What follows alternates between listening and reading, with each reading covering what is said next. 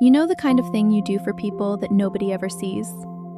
A friend is talking through a plan that's gotten away from them, and while they talk, you're quietly turning it into 3 steps that will actually work. Someone mentions a thing they need, once, in passing, and days later it simply appears, handled. You remember how they take their coffee.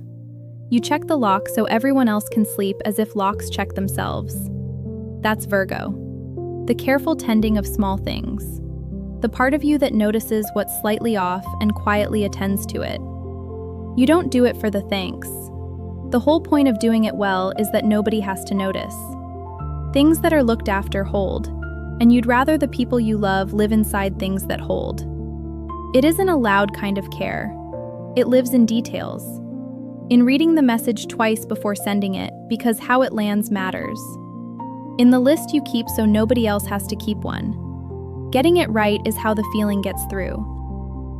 When the sun moves into Virgo, that part of everyone comes forward for a few weeks. The pull is toward tending, toward sorting what the summer scattered, mending what's been rattling, bringing a bit of order back to the corners life has been moving too fast to reach. And here's the season's quiet offer. The tending isn't a test. For most of the year, getting things right comes with a grade attached, and you're the harshest marker you know. These weeks run on different rules. You straighten what you can, you let the rest sit, and no one is keeping score, including you. A season like that would be welcome in any year. In this one, it's landing on ground that has been needing it for months. There's weather underneath this season that's been running all year, and it's worth naming, because it's a large part of why these weeks feel the way they do. Saturn and Neptune are both in Aries. Saturn keeps asking, patiently, what you're actually building your life into. Neptune keeps softening the old outline of you at the edges, so a newer shape has room to form. Uranus is in Gemini, a years-long change in how the mind searches, restless for questions that fit better than the old ones did. Chiron sits in Taurus, close to the softest question of all. Whether you're enough as you are, before you've corrected a single thing. And since midsummer, Jupiter has been moving through Leo, the year's one genuinely warm undercurrent, the part of you slowly relearning to trust that there's enough. Put it together, and it's been a year of questions the size of a life, asked while the furniture kept moving. The kind of year that keeps a careful person working overtime, tidying at the edges of things far too large to tidy. Virgo season doesn't hand you the answers. It hands you back the small stuff. The drawer, the inbox, the one broken thing you can actually mend this afternoon. After months of questions that big, there's real relief in work the size of your own 2 hands. And the season's first days come with unusually good light to work by. The season starts with a clear head. In its first days, Mercury passes directly through the heart of the sun. Mercury is the quick planet of the mind, the one that carries thought across into words. The old books have a name for this moment, Cazimi, the planet held at its clearest point. And since Mercury is this season's own planet, the moment lands right where the season lives. What it tends to feel like is simple. For a day or two, thinking feels swept. The email that took 3 drafts takes 1. A decision you've been circling sits still long enough to be seen whole.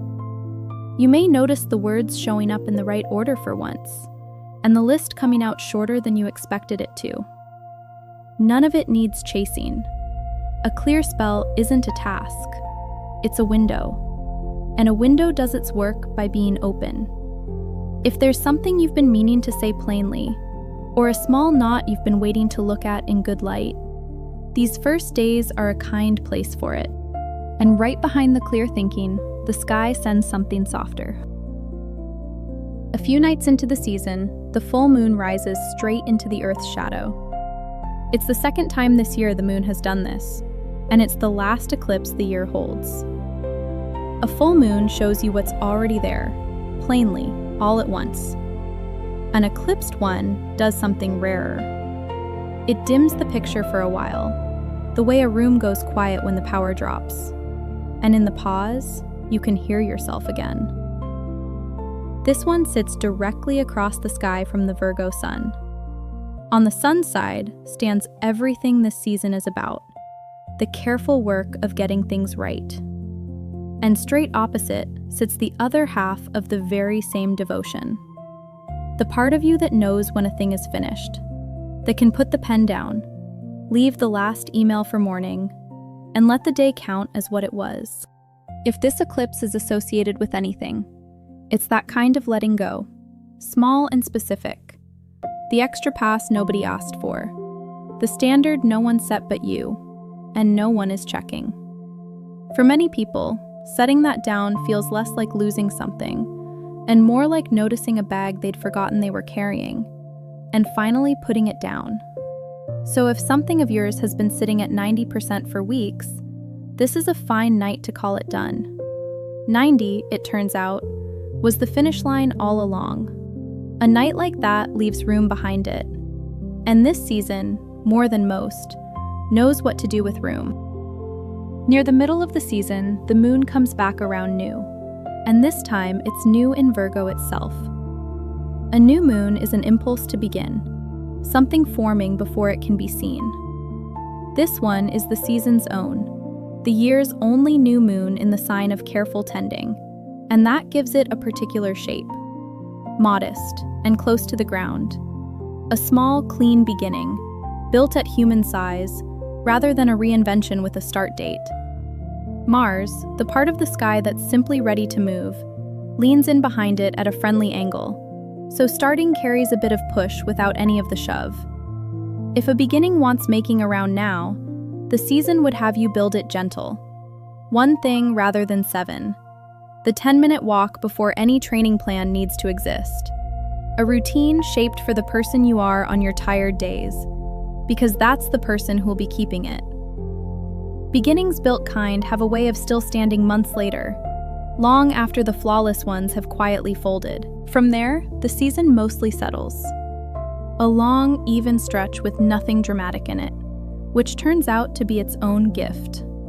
Time for the new thing to take root. Time for the lighter grip to start feeling like your own. For some people, though, all of this lands closer to the bone than for most. If a lot of how you're built is Virgo, these weeks speak your language. You might be the one who notices. The loose screw, the odd number in the spreadsheet, the friend who said they were fine in a voice that wasn't. You fix things before anyone knows they needed fixing, which means most of what you do for people is invisible. And you've made a kind of peace with that. Your love has always traveled through your hands, through the details, through making things work for the people who live inside them. Not because the season has singled you out, but because the thing it goes easy on is the thing you've been quietly doing all year. And there's one part of it that lands harder on you than on almost anyone. That careful eye of yours doesn't clock off when the room is done. It turns around.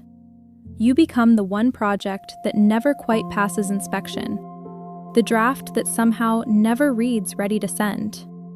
The culture has a word for that, perfectionism, and says it like it's vanity. It was never vanity. It's care that forgot to take one person off its list of things to improve. So if these weeks hand you anything, let it be this. The people who love you were never grading the work. What they feel around all that quiet tending is looked after.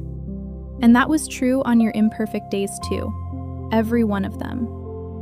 The gentleness you spend so freely on everyone else's tangled plans is yours to spend on yourself.